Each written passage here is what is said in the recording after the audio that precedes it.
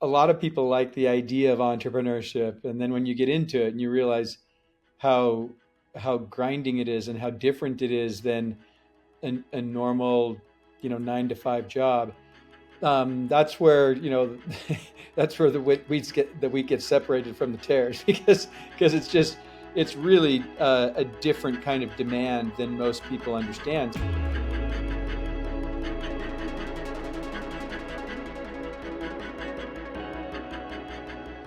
Well, Clate Mask, welcome to the show, man. Glad to have you. Hey, great to be here with you, Nick. So we've known each other for a long time, Yes. done quite a few things together in the past. I think I want to start off with, you've had your own interesting entrepreneurial journey. One things that I think people don't talk about nearly enough. I do think Gino Wickman did a great job in his book Entrepreneurial Leap of distinguishing whether entrepreneurship is right for you or not. Hmm. I think those of us who are entrepreneurs have this tendency to think it's the only way. Although as we become wiser, we realize the world would be nowhere if it was all entrepreneurs. Right. Like it definitely takes a balance of everyone. Right. And so I'd love to hear your thoughts on a bit of, as you've been on the entrepreneurial journey.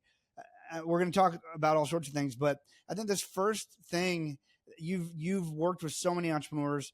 What do you think is important when people are trying to figure out, if they're an entrepreneur or not? Should they start a business? You don't have to be an entrepreneur to start a business. You just might need someone with entrepreneurial tendencies. Like, what have you learned about entrepreneurship, and who is it right for and who is it wrong for, in some of your journey? Yeah.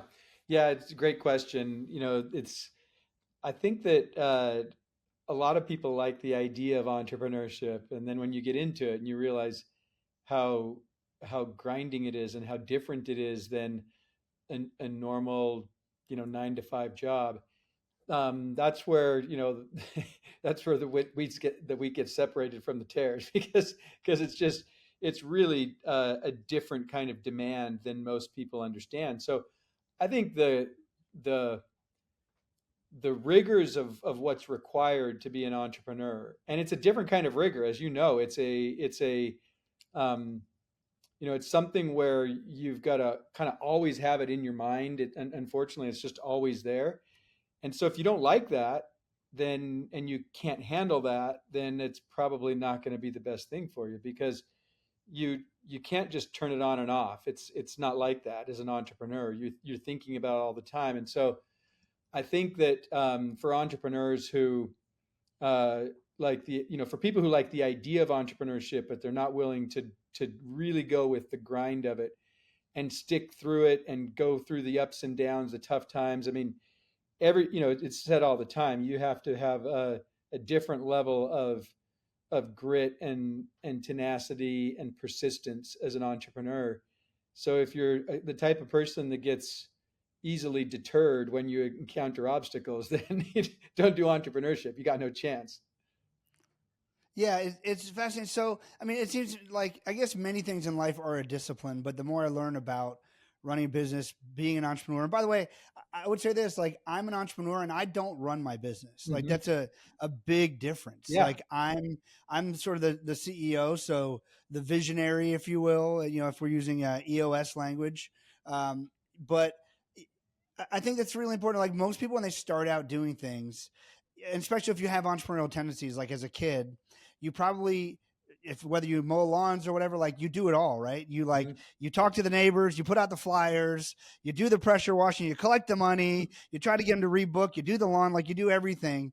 And my biggest secret to having any success at all is learning to stay in my lane, like Yeah. learning that there's no ego and me not running my business. I mean, it's way better for everybody. And some entrepreneurs do have operational tendencies and habits too. Yeah. I feel like it's less often than not, but Hmm. maybe I'm wrong on Hmm. that. But No, I see it both ways. I think I see some people who they really are in the day to day of it and they love that. It's a huge part of what drives them and brings them satisfaction.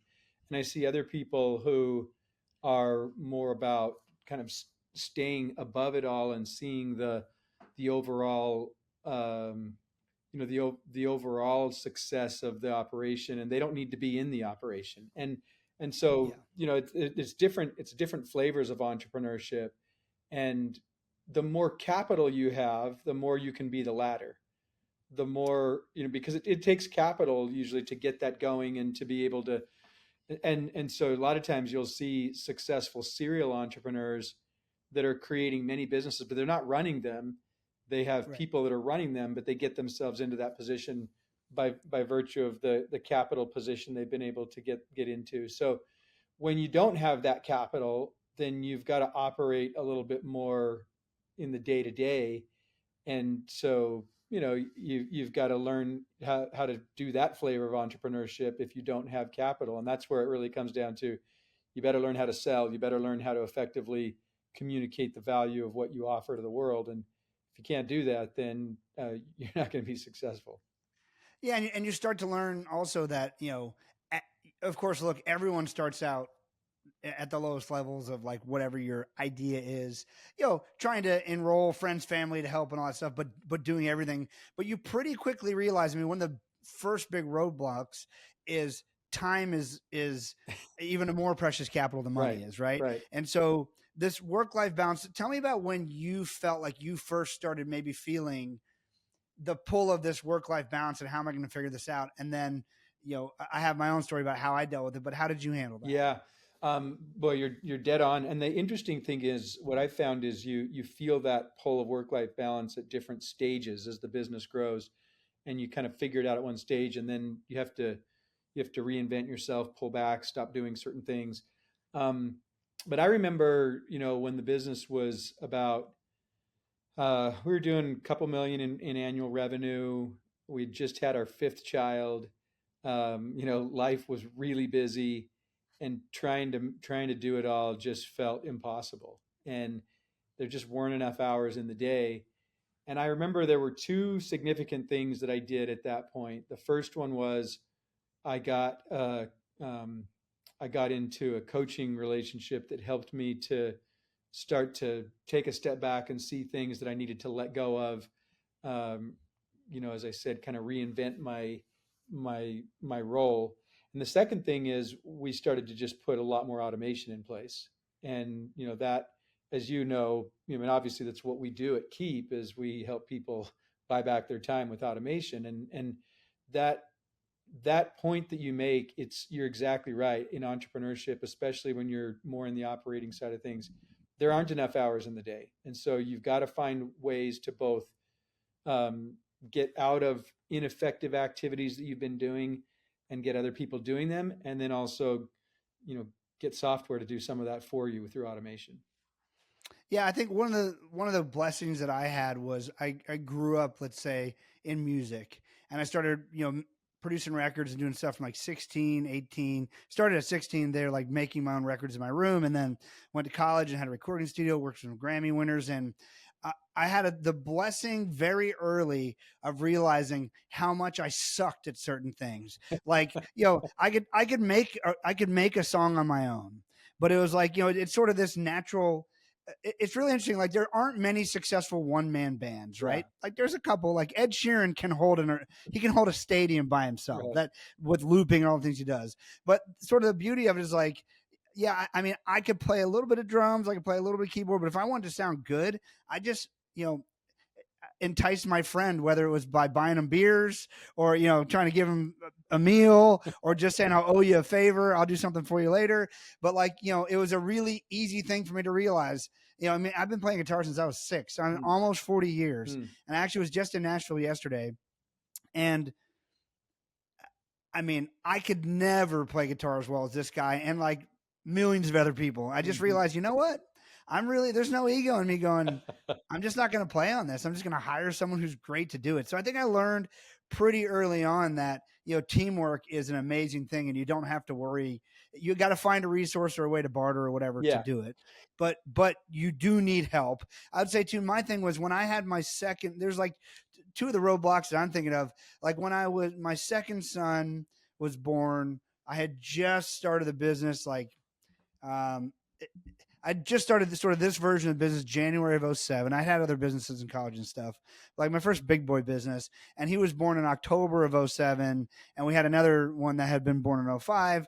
And this second one, Bowen, he's colicky, man. He just had Mm, colic. mm. And I just remember the first 12 weeks of his life. I thought, I don't know how you ever, I mean, with most babies, you do that anyway. And this was like just cry all night. So I remember my wife would like take the shift. I'd take the shift to like 3 a.m. and I just keep working. Mm-hmm. And then she'd take like the 3 to like 8 a.m. Then I get up and help. Then I'd have to go, back to when we went to offices and stuff. Yeah. I'd go do all that. And I realized pretty quickly there that like I had to do what it took. But number one, thankfully I was 27 at the time. I had lots of energy. I still do, but I don't have that level anymore. And I realized like this is not going to be healthy long term. So I'm going to need help. I just can't do all the sales all day and all the work at night. I just can't do it. Yeah. And then number two, I remember it seems like a decade ago. I'm bad with dates, but I started, getting successful, in speaking and then also in the documentary world. And I was songwriting still. And my wife's like, hey, look, I know you got to make money for the family, but I did not sign up to this alone. And together we worked through it and we came up with a sort of a guardrail, some rules, right? Like 7 nights a month is what I was able to travel. And if I was going to be gone for dinner, that counted as half a night because at the time the kids were doing a lot of stuff, Right. but we really did get to sit down most nights for family dinner, which if anyone's ever looked at the research for that, it's super important. Yep. I can't even imagine 5, and over the years, I've had to negotiate for an extra night here, an extra night there, whatever, but it's made really, to me, it's a big part of the success of an entrepreneur who's actually growing a business is figuring out, recognizing what your weaknesses are. And actually, in a lot of ways, I think probably searching out what your weaknesses are, because, until you find those, and then until you put some guardrails on your time and your family time or whatever it is that's important to you. If you don't, we've all seen the opposite side of that. Now, I know you through working in other businesses and then growing Keap, which started out as some name I never heard of and then became Infusionsoft and then became Keap. You've grown through a lot of different levels of, fundraising and tech and all that sort of stuff. Through all that, you wrote a book called Conquer the Chaos, hit the New York Times bestseller list. You re-released it recently. I'd love to talk a little bit about what the main principles of Conquer the Chaos are. Yeah. And then since you released it, over a decade ago, I think it is, Mm-hmm. what have you learned or what did you update in the book that you think is really relevant to today? Yeah, you bet. I'd love to talk about that. First of all, I appreciate your point about some of the things that you needed to do to find balance with your family. The example of working, working with your wife and helping a colicky baby, and then figuring out that important family time that it can't be missed. And I especially appreciate your point that missing a dinner is worth half a day gone. That's a really great way to say it. Sharice and I established pretty early on that there's a morning routine and there's a night routine. And when dad's gone for one of those, it causes problems. So it's not it's not a sustainable thing for dad to miss those consistently. And so we got really disciplined about that in a similar way that you did. And we had kind of travel, and we didn't get it right down to the math that you described, but we had a similar approach. It was like, well, look, you're going to be gone this many nights this month out of town, but look how many nights you have a function or a morning breakfast with somebody. And so, I just had to say no to a lot of things in order to make it work. And one of my favorite learnings is that, and I got this in a visceral way, just it's really hit me personally one time, that there's so many people, especially as you grow and you start to achieve more success, there's so many people that want to have lunch with you, or go to coffee or pick your brain about this or that. And I genuinely enjoy the conversations with entrepreneurs, and so I was inclined to say yes to a lot of things. And the thing that I learned was every time I say yes to someone else, I'm saying no to my family. And so I made a prioritization with my coach on who can have access to my time and the priority of it. And it made it really practical to to be able to identify those things that would pull me away from family. And I prioritized my family, and then my team members, the direct reports, and then my employees, and then friends, and unfortunately, yeah, friends, when you're growing fast and you're going through all the stuff you're going through, your friends have to get behind your team and your employees, because that's, you got to prioritize them. And then, you have friends and extended family members, and then, you know, it kind of goes after that, and you get to a point where it's like, well, I don't have time. I can't make, I can't say yes to these things because I'm saying no to my family or to my team. And I think having a really simple response for people that enables you to stick to that principle is valuable. I have an email template I've probably sent out. I mean, I've sent it out hundreds of times when people ask to meet with me, and I just say, man, I would love to meet with you. I love talking with entrepreneurs. But I've learned that every time I say yes to something like this, I'm saying no to my family or my team, and so I'm not going to do that. Let's pretend we're at lunch or coffee or whatever it was they asked. Let's pretend we're there. What would you like to talk about? And in almost about half the time they'll reply and say, "Wow, I really respect your response. I'm going to do something similar." And and Yeah. and then sometimes they don't respond, and most of the time they respond and they ask what they would have asked if we'd gotten together, and I can very efficiently route that to somebody else or give them a resource or something like that. So, just a simple practice that I've found is really, really useful, and in being able to say no, and then just being able to live with yourself. Because a lot of times, we feel kind of bad about saying no to people that we really care about or that we would like to meet with, but you have to get past that. We all know the famous Warren Buffett quote: "The difference between successful and super successful people is that super successful people say no to almost everything." And that's Valid points. Yeah, I think, and here's the thing I love about this. Number one, I love the fact that you talk about, you were running a multi 7-figure business, and what really helped you was your coach.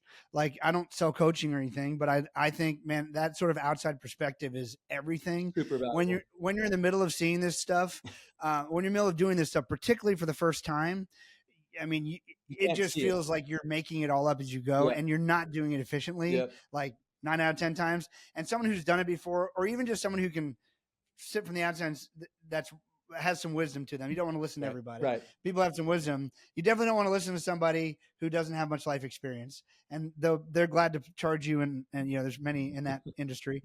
But when someone who has wisdom and says, "Hey, let's take a step back and look at it," because when you're in it, you're in it, Yeah. and there's a reason you're in it. I mean, you built a business because you're probably pretty good at being in it on some level. And you love But it. I love that. So coaching and an outside perspective, Yep. and the other thing is this.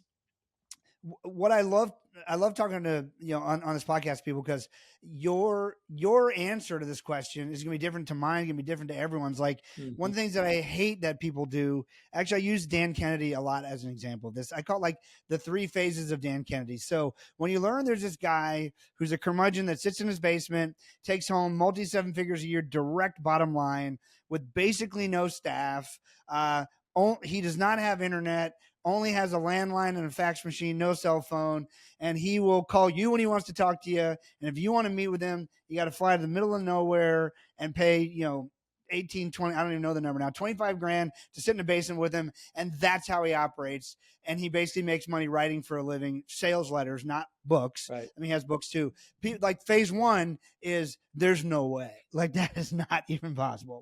Then when people start to get into what they call Planet Dan, sort of the world, and learn more about him, what most of us do is we decide that, oh my gosh, I would love to make that kind of income. So why don't I become Dan Kennedy? And I've seen so many people cancel their cell phone, get rid of the internet, get a basement, get rid of all their friends, whatever it is that they do that Dan would do. And then they realize, oh my God, I'm miserable. This is not for me. And then then they integrate, okay, maybe I don't need to be, whatever the thing is, available to all my clients 24/7. Maybe I don't need to be, maybe the internet and some social media stuff is just a distraction here or there, maybe whatever. Mhm. But I love the fact that that's a system that works for you. The system works for me is different. What I want everyone to do, the whole point of this podcast is, a better quality of life in every facet is had by asking better questions, by a better quality of questions. Yeah. So what you should be doing here is listening and saying, okay, I see that works for Clate.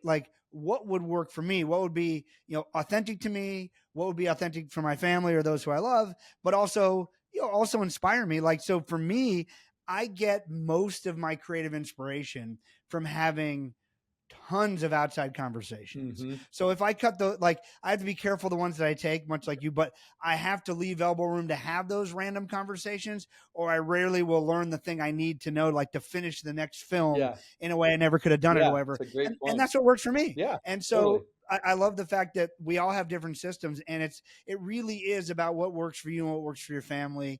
I think we've both seen, not I think, I know we've both seen so many entrepreneurs who are supremely gifted at whatever their specialty is. Yet, I remember there's one very well-known speaker. I won't say his name for obvious reasons, but he was doing this big motivational speech. And then I remember there's like this Rascal Flatts ballad was playing over the top of it. And he's showing all these pictures of his jet and his lifestyle and his home. And it gets to the picture of his kids, and his two kids, like they're teenagers, which teenagers are a bit of a different animal, but you've had them, I've had them. They weren't miserable in my house. Like we still have a good relationship. Right. And these kids look like they would rather, eat worms than be in this picture with their dad. Like he's got like his arm around him, and they're both like, and it just was the most visceral example I've ever seen of someone who was really gifted at one thing, but really, at least in my value system, forgot about what really matters. Mm-hmm. And we see it all the time. So I think the point here really is, asking the questions of who do I want to be to who first? Yeah. But I also have obligations. Like, look, we can all look when it proverbially hits the fan, like when a COVID happens, look, we do whatever we got to do. Right. I think you still have to ask important questions to make sure your family's okay or whatever. But in a crisis, or the mortgage meltdown, the housing crisis, sometimes you got to change the rules just to eat, just to make ends meet. Mm-hmm. And you might be listening to this in a phase where you're in a startup, or you've had, I don't know, you've had a bankruptcy, or like there are times in everyone's life where you just have to do what you just have to do. We all acknowledge that. We've all been there. However, as you start to gain some momentum, which momentum's are the hardest things to gain, as you start to gain some of that momentum, I think what Clate and I would both like you to see as people who, you're further ahead than I am, you're a grandpa, but, I got great relationships with my kids, and they're 19 and 16 and 13. And, Awesome. yeah, it's great. And I know you do too. And people are always like, I was so afraid because so many entrepreneurs would tell me like, oh, just wait till they're teenagers. I'm like, and now I'm like, it's not that different. They got raging hormones and stuff, Teenagers but are I great. did too. Yeah. It's just communicating. Like my kids have never, people are like, man, your kids look so happy. I'm like, well, they are. Cause like, I never pulled the rug out from under them. I just told them from day one what was expected of them. Yeah. And if we have an issue, we talk about it. Like, it's not that hard. Yeah. And I know you've done the same. Totally. I had a guy that, when my kids were little, I think the oldest was about 10 at the time. And he's about 10 years older than me, 15 years older than me. And he said something like, well, enjoy it now. They're not going to like you for a long time. And I was like, okay, well, maybe, but maybe not. Maybe it'll be different, And Yeah. And it was different. Of course kids get upset at times, but I would say that no, you can raise teenagers in a way that is really great and fun, and they like you. And yeah, you get in arguments at time, and guess what? They don't like it when you ask them to take the trash out. We'll get over it. Right. I wouldn't like it either if someone asked me to do something that I didn't want to do. So it's a little bit about what you expect is what you get in terms of raising teenagers. And if you expect that it's going to be great, then you're going to get great. Yeah, and I think it's so much of it too is like we know this, but you can't. Some people are shocked that they basically don't give their child much guidance, and then when they're 12 or 13, they start trying to give them guidance. Like that's doesn't typically work out real well. Right. This really comes in Clate in the book Conquering the Chaos. Everyone should check it out. Yeah. One thing that you talk about is we just talked, I think, a lot about you talked about achievements in work-life balance with automation, and systems that apply themselves even better. Number two, transitioning from survival to growth. We talked a little bit about that. Like you just do what you got to do till you start getting going. And then one of the first things you should start doing is figuring out automation as well as others, whether it's part-time or consultants or employees or partners, however you want to do that, but other people who can help you, to start managing growth instead of just survival. What I think we're talking about now really is sort of practical application. And one of the big things we're talking a lot about values. And I think so many people don't realize that the whole secret to all of this is building a business around your values. Like that's Yeah. like people try to do that sometimes way too late. Yep. When what I think people don't realize is when you start a business as an entrepreneur, and you typically are, you're either the only one or at the very least the face of it. Let's even say you're you and I both attorneys, right? So you might have an assistant at first, but really they're mostly interfacing with you. Mm-hmm. But as you grow your business, if you don't build those, if you aren't clear on what those values are and build those values into the operations of the business, you lose the magic of why people would hire you in the first place. Right. But when you build in those values, you build in you. So people have the same experience, more or less, working with you as they do with working with people who are a good culture fit and good value fit. Where do you think people should start, or what's your process for, what was your process for building your values into your business? And then how it's like many of the things we talk about, you don't just do it once and stop. Yeah. It's like a constant auditing of it to make sure it's still authentic. Yeah, for sure. Before I talk about the values, let me just kind of address directly the question you asked a little earlier when you said, "Hey, well, what's the book? What's it about? What did you revise?" The original edition of Conquer the Chaos was 14 years ago, and we wrote it when we were introducing marketing automation to the world. And last year, I decided, you know what, a lot has changed. I want to do a revised edition. I thought it would be about 20% different. It ended up being about 90% different. I almost completely rewrote the book. And I was surprised, but I fell in love with the project because I love entrepreneurs. And what really drove me on this was to, and I've seen the dark side of entrepreneurship, as I call it in the book. I've seen how the business can consume the entrepreneur, even when the business is very successful. It's not just when it's struggling, but it'll consume a successful business will consume the entrepreneur because of it's intoxicating. People get addicted to it. It becomes so, it becomes it's engrossing. Yeah. Yeah. I mean, I hate to put it in a very blunt way, but it becomes their mistress in some ways, and so you get so intoxicated and so enveloped in the business, and that's when it's successful. And then there are times where it's struggling. And as we all know, that it's not like it's either, everything's great or everything's rough. It goes in between. So you're on this roller coaster, and the business can dominate your life and crowd out everything else. And so what I've seen is that if we aren't more intentional about the way we build businesses and more balanced in the approach, then we have a lot of regrets. And I've seen that with so many friends. And I've flirted with it myself. I've come up against it many times over the course of the last 2+ decades.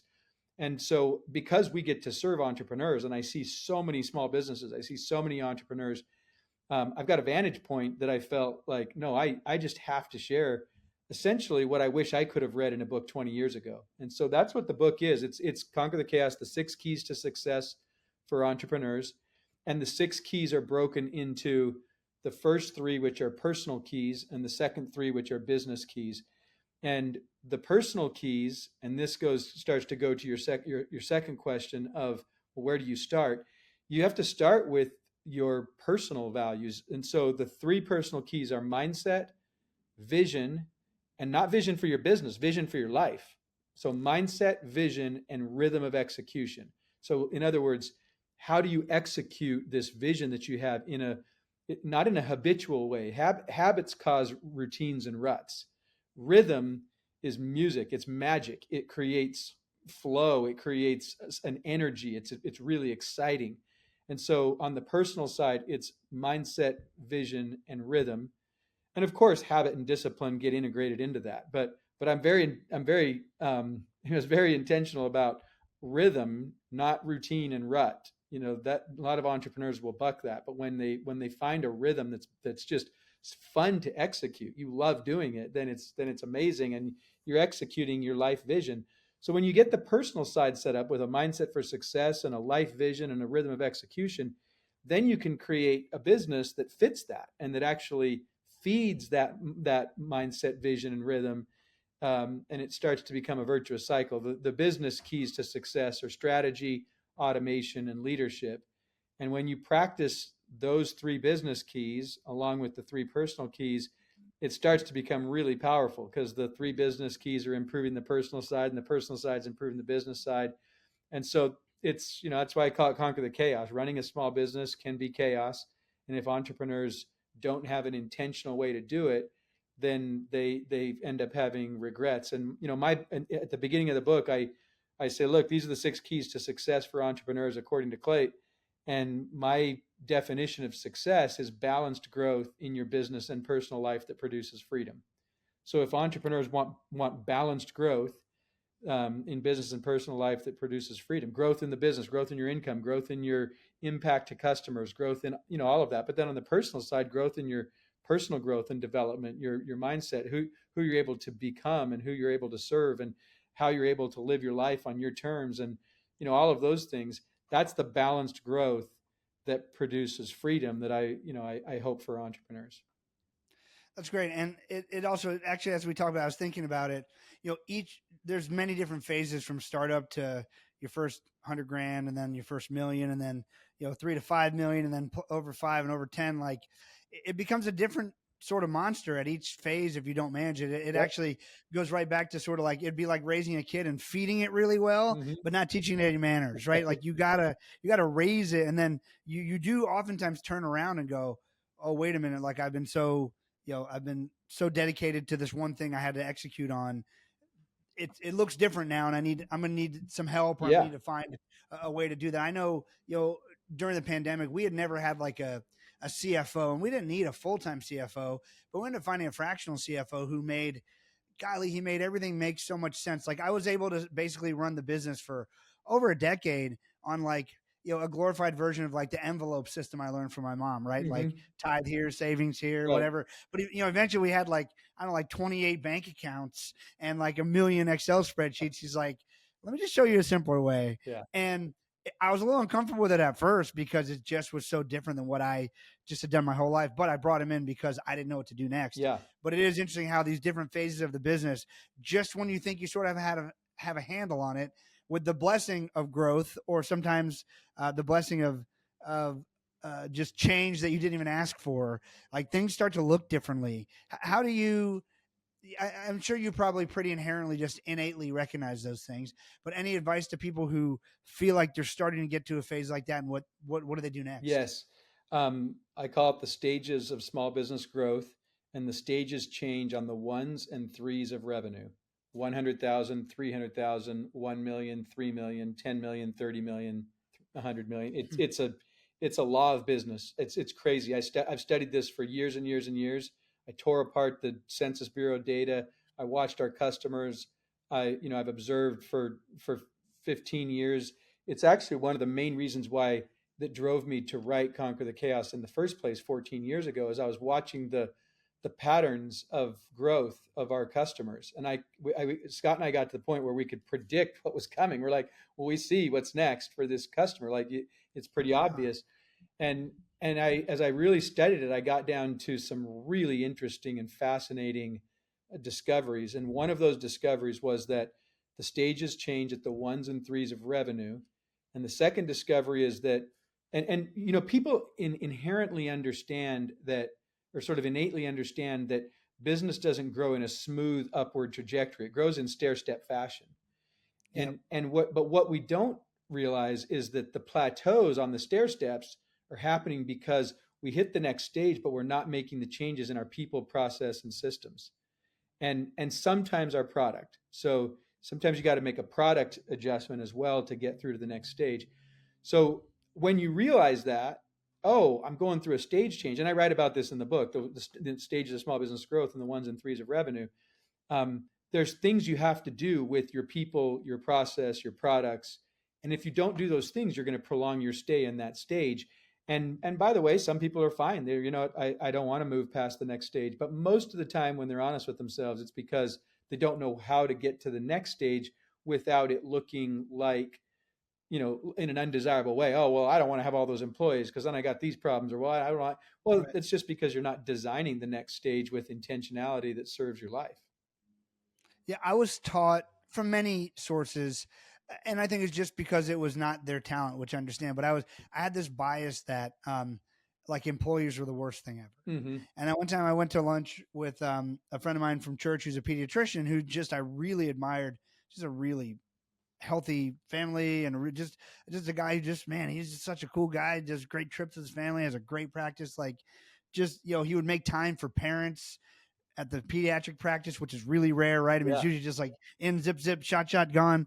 I mean, sometimes he'd schedule an appointment without one of my kids there just to speak with us if we had concerns. Like, I just really admired how intentional he was. Hmm. And I went to lunch with him one time, and he started talking about what a blessing he felt like it was to have all these team members that work for him. Like, what are you Yeah. talking about? It's Right. like, I've heard it's a curse. Hmm. He's like, no, no, no. Like, and again, I have no problem expressing my faith, whatever yours is, whoever, I know yours too, Clay, but like Sure. whoever's listening, if that's not your language, it's okay. But think it's still applicable. He basically was saying, look, like, you've been given certain gifts, like other people have been given other gifts, and they're symbiotic, man. Your job, like, part of the reason you were given this gift is to help bless other people's lives. So Right. like, how cool is it that you can create something that you want to create, and they'll help you with it, and you can help them have a great life and have a family and own a home and buy cars and go to dinner. Like, I'm like, oh man, I never thought of it that way. Yeah. And so, since I changed my mindset on that, it's been,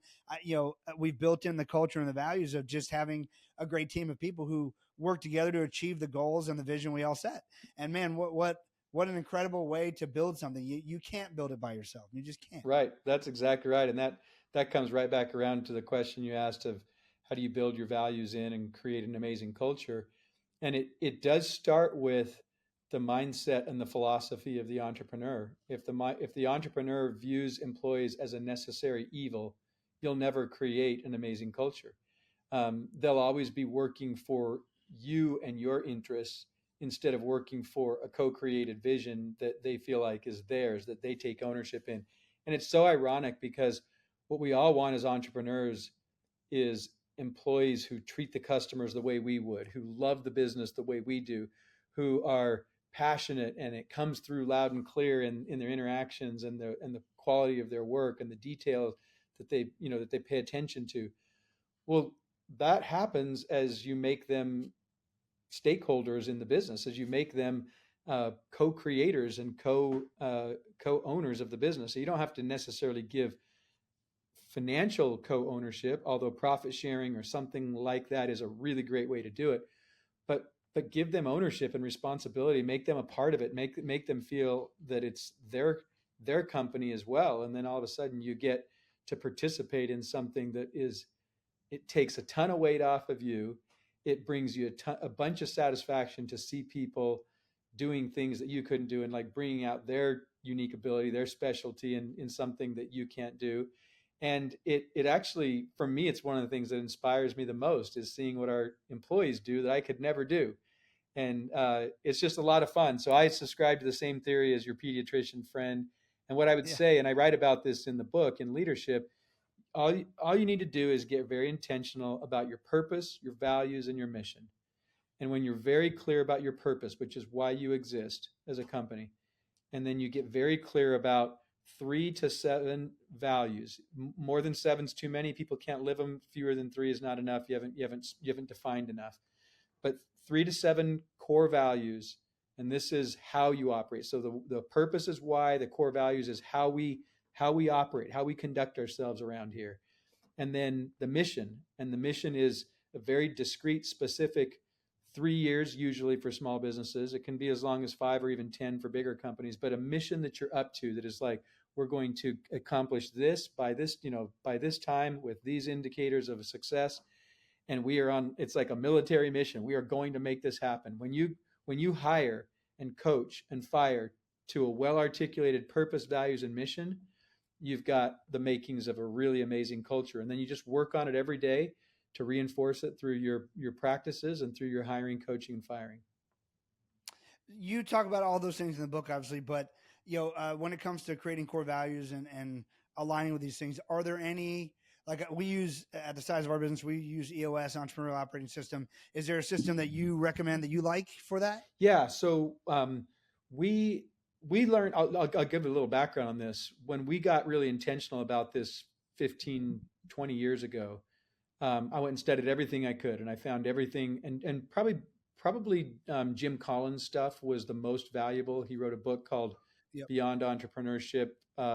the first edition of it. I encouraged him to write a second edition, which he ended up doing, and I got to help out a little bit on that. But the first edition, chapter 2, is probably the best summary of kind of the ethos of creating this. And then we practiced it for a long time, and actually had a bunch of our customers say, "Hey, we want you to teach us that." Long story short, we spun out a little company that teaches this. It's called Elite Entrepreneurs. You can go to growwithelite.com to see the practices of how you do this. And then in the book, in leadership, I talk about it and I give some tools for people. But that leadership key to success is really one of the main aspects of it is co-create your purpose, values, mission, hire, coach, and fire to it. Love it. And again, just remind everybody, Conquer the Chaos here with Clate Mask. Check out the new version of the book. The old one was great, but the new one's greater.